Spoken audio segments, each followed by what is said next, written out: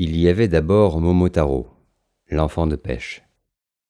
C'est dans la rivière qu'il fut trouvé par une vieille femme qui lavait du linge. Une coque était malmenée par les vaguelettes et fut rejetée sur la rive. C'était un noyau de pêche. « Voyons voir, se dit-elle, si ce noyau donnera un arbre. » Plutôt que de le rejeter à l'eau, elle rapporta donc le noyau chez elle, mais au moment de le planter en terre, elle se ravisa. Qui me dit que le miracle de la coquille des pêcheurs ne se reproduira pas avec un noyau? Elle le secoua près de son oreille et crut entendre des plaintes. « J'entends ce que je veux bien entendre, » se dit-elle, avec une lucidité blasée. Elle laissa sur une table basse sa trouvaille avant de dérouler son matelas, le soir venu. Elle ne dormit que d'un œil, espérant vaguement, sans trop y croire, comme si l'incrédulité était une façon superstitieuse de conjurer le mauvais sort et d'aider le merveilleux à se réaliser, qu'une lumière surnaturelle envahirait la chambre, ainsi qu'on lui avait conté que la chose s'était déroulée. Mais rien de tel n'arriva. Et la nuit suivante, le noyau ne grandit ni ne s'éclaira davantage. Je n'aurai donc pas la chance d'avoir un enfant par des moyens divins. Cependant, au bout de quelques jours, la curiosité la tourmenta, tant et si bien que la vieille se saisit d'un couteau qu'elle enfonça dans le noyau. Elle tourna la pointe dans le creux naturel où se serait plantée la tige du fruit, et, après avoir travaillé un instant avec son instrument, elle vit la coque se craqueler comme un œuf et apparaître un enfant minuscule et nu, qui lui souriait, dressé sur ses deux petites jambes et qui avait refermé ses poings sur les hanches, le menton relevé, non sans morgue. « Tu me délivres enfin !» lâcha la voix menue du nain. « Que vais-je faire d'un enfant aussi petit ?» gémit la vieille lavandière. « Les dieux ont-ils décidé de se moquer de moi? Et que diront mes voisins? Je n'aurai pas lieu de me vanter d'un tel nouveau venu au foyer. » Momotaro ne fut guère enchanté de ces remarques aigres qui célébraient sa naissance. Il haussa imperceptiblement les épaules avec une résignation condescendante qui semblait dire « Rira bien qui rira le dernier », mais il ne prononça aucune parole. La vieille, il le comprit, avait bel et bien l'intention de dissimuler sa présence aux voisins. La chose ne fut pas difficile. Il ne prenait pas de place, et même s'il l'accompagnait jusqu'à la rivière, nul n'avait l'idée de regarder à terre pour voir trottiner un petit homme de la taille d'un mulot des champs. Une nuit, le sol trembla. « Un tremblement de terre », annonça la vieille, habituée à ce genre de désagrément. Momotaro, qui dormait dans le revers d'une manche du kimono de la vieille, ouvrit un œil terrifié. Le monde ne souriait pas. Les hommes ignoraient jusqu'à son existence et le sol tremblait en pleine nuit, menaçant de faire s'écrouler les murs de torchis et de bois. Mais les secousses duraient trop longtemps pour un tremblement de terre ordinaire et augmentaient en intensité. Elles n'avaient pas la cadence sourde et diffuse qui caractérisait les agitations sismiques. C'étaient des coups espacés, mais réguliers, qui se rapprochaient. C'étaient des pas de géants. « On dirait des pas », murmura Momotaro, qui avait sauté sur l'oreiller de la vieille et chuchotait dans son oreille. « On dirait les pas d'un monstre aussi grand que je suis petit. »« Un monstre aussi grand que tu es petit ?» répéta dubitative la vieille.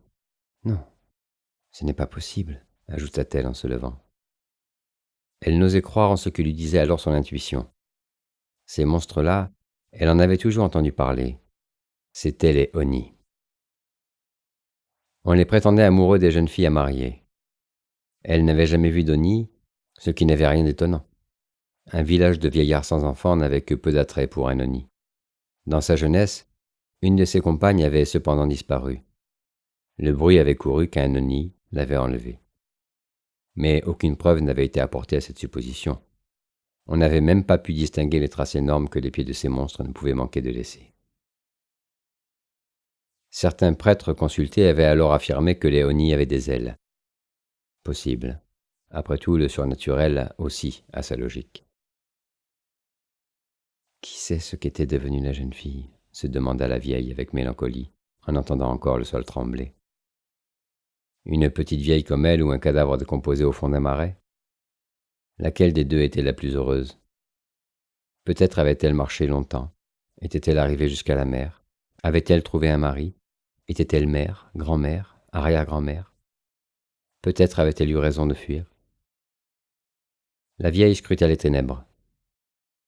Momotaro s'était hardiment avancé sur la terrasse de bois. Il avait grimpé sur la balustrade. « Regarde! Regarde !» s'écria-t-il avec excitation. Une ombre énorme se dessinait, avançant vers eux. Dans la masse noire, à plusieurs mètres du sol, une lueur blanche perçait la nuit. C'était le sourire de Loni. Ses dents parfaites, d'ivoire immaculé et pointu, produisaient une lumière plus violente que celle des lucioles de juillet. Il riait, et l'on percevait déjà l'éclat sonore de son rire saccadé, tour à tour grave comme un tambour de parade et aigu comme un furin, la clochette que le vent balance en été pour rafraîchir l'air, tant par la clarté du son léger et cristallin que par le souffle. Il était à présent si proche que Momotaro et la vieille apercevaient son visage, rouge brique. Il était imberbe et quasi nu. Il avait 5 serins d'une peau de tigre. Ses cheveux étaient relevés en un chignon qui lui donnait une grâce presque féminine. Sa graisse formait tant de plis sur ses cuisses, ses bras et sa poitrine qu'on l'aurait dû envelopper de vêtements bourrelets. Sa poitrine était si lourde que les auréoles de ses seins semblaient se retourner sur elles-mêmes et s'enfoncer dans les épaisseurs de la chair rouge. À chaque pas, sa peau molle formait des vaguelettes ainsi que la mer qui frémit quand le vent du soir se lève. Parfois il dressait les bras en l'air, dégageant l'épaisse toison de ses aisselles, seule pilosité visible de son corps qui exhalait une odeur fade et rance. « Hé, toi !» hurla Momotaro. Le géant s'immobilisa, il tourna la tête à droite et à gauche. « Momotaro, que fais-tu » s'épouvanta la vieille dans un murmure. « Sa colère sera terrible, viens donc te cacher !»« Je n'ai peur de rien, et certainement pas de ce gros lard. »« Hé, toi !» s'époumonna-t-il. Loni, qui riait encore, s'agenouilla et baissa son énorme tête dont les cheveux balayèrent le sol comme les branches molles d'un saule pleureur.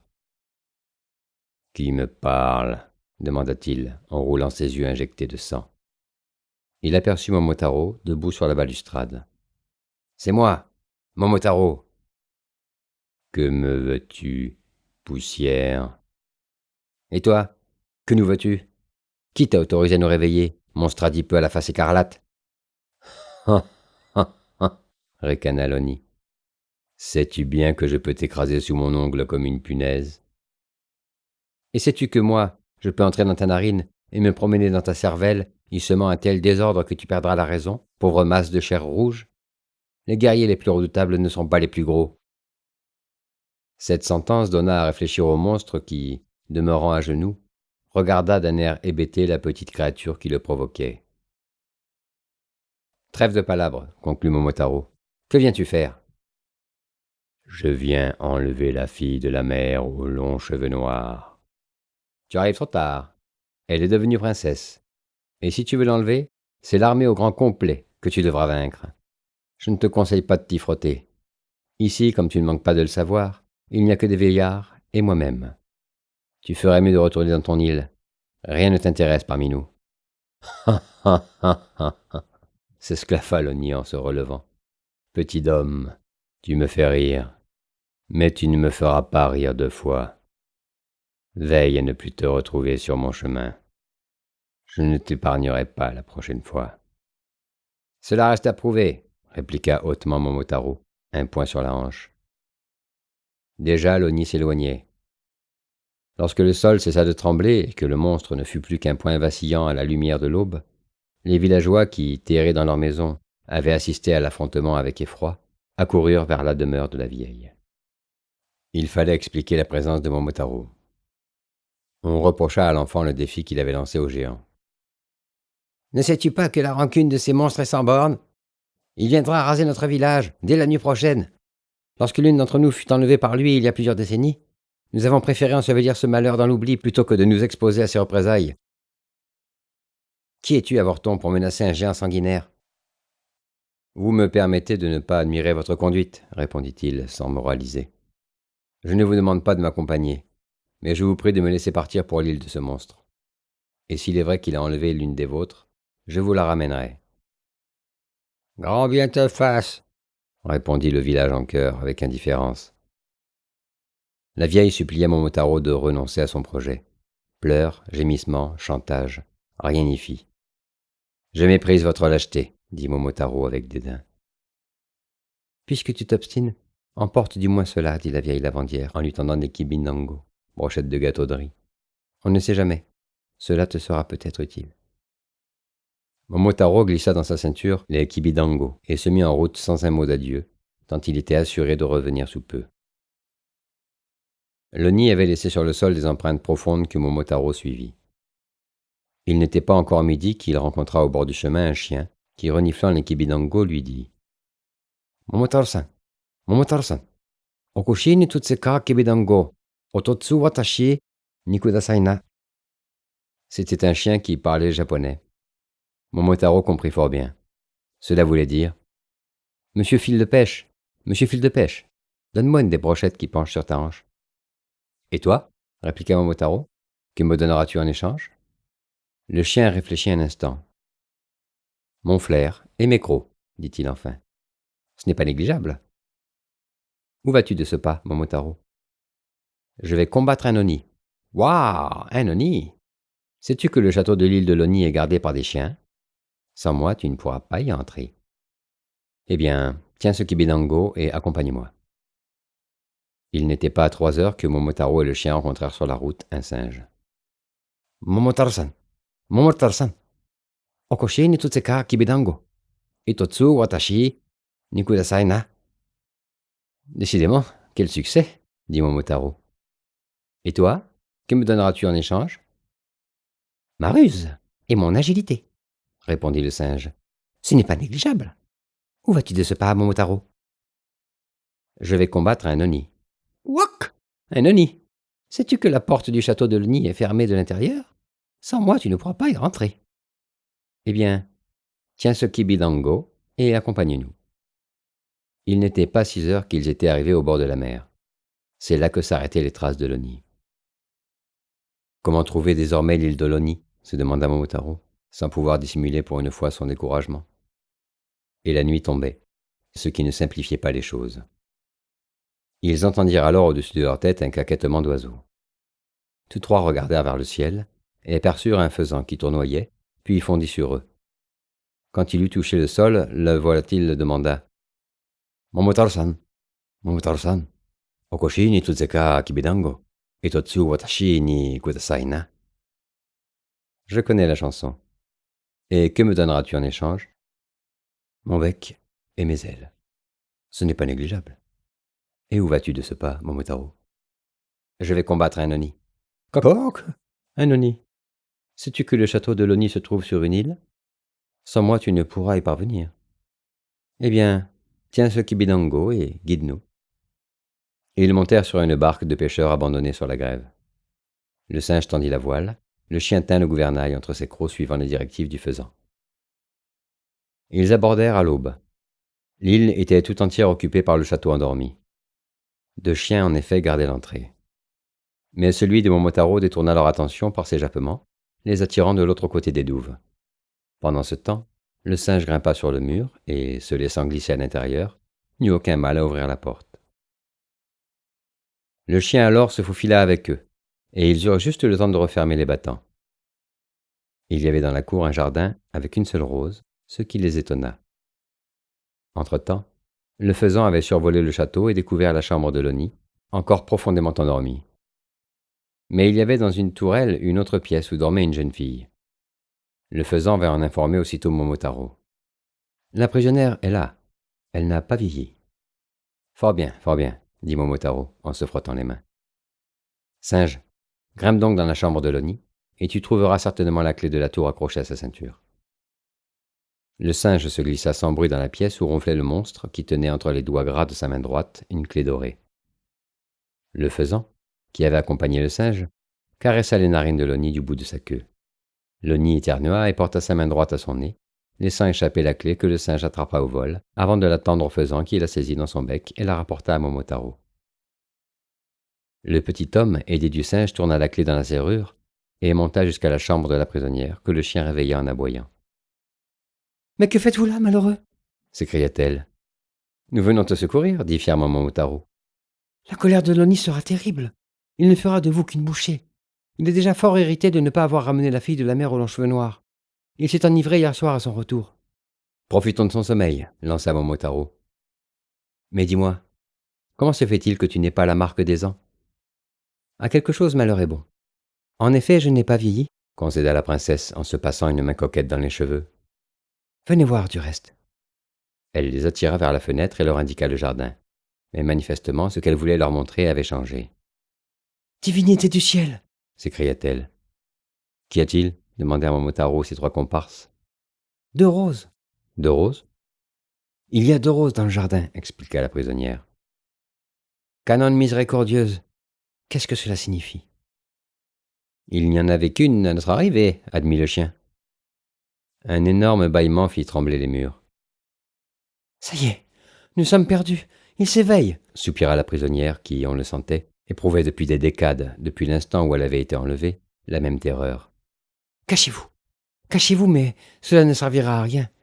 Il va tout comprendre. Nous n'avons pas peur. Nous sommes là pour le délivrer, non pour fuir comme des couards. Cette 2e rose. Eh bien, une rose signale la présence d'un être humain entre ces murs. La 2e rose est la preuve qu'un homme est entré dans le château. Ah ah! hurla Loni dans sa chambre d'où il était accoudé à sa fenêtre, lançant un œil mauvais vers le jardin. Une 2e rose. Nous allons voir ça. Et il s'aperçut alors que la clé de la tour ne se trouvait plus dans sa main. La clé! La clé! hurla-t-il. La clé, répéta Momotaro. Vite, referme la porte. Faisant, rapporte-la et jette-la dans un coin de sa chambre. Aussitôt dit, aussitôt fait. Loni, qui dans sa fureur ne remarqua pas l'oiseau, finit par trouver l'objet dans un repli de son matelas. Le temps qu'il se précipite vers la tour, les 4 comparses s'étaient cachés dans le placard de la chambre de la prisonnière qui feignait de dormir. La 2e rose! éructa Loni en déboulant dans la chambre. Monseigneur? demanda étonnée la prisonnière en entr'ouvrant un œil. Regarde donc le jardin. Il y a quelqu'un d'autre entre ces murs. Il soufflait, crachait, ronflait, grondait. Monseigneur, monseigneur, supplia la prisonnière en tombant à ses pieds. Vous ne me laissez pas le temps de vous fournir une explication. Hâte-toi de me la donner, vipère, et qu'elle me convainque. Sinon je te dévorerai, ce que j'aurais dû faire depuis longtemps. Cette rose est pour l'enfant que je porte en mon sein. Bien trouvé, applaudirent les 4 compères qui se serraient dans le placard. L'homme ne se sentait plus de joie. Sa colère se transformant en surexcitation de bonheur, il dévala l'escalier et se précipita dans sa cave où il vida plusieurs tonnellées de saké, sans prendre le temps de le chauffer. « Nous n'avons pas une minute à perdre !» souffla la prisonnière. Ils trottinèrent jusqu'à la barque. Les chiens, habitués à la jeune femme, les laissèrent passer sans les importuner. Le singe prit cependant la précaution d'enfermer Loni à double tour dans sa cave et de mettre le feu au château. Le retour du quatuor accompagnant la prisonnière réclama quelques explications.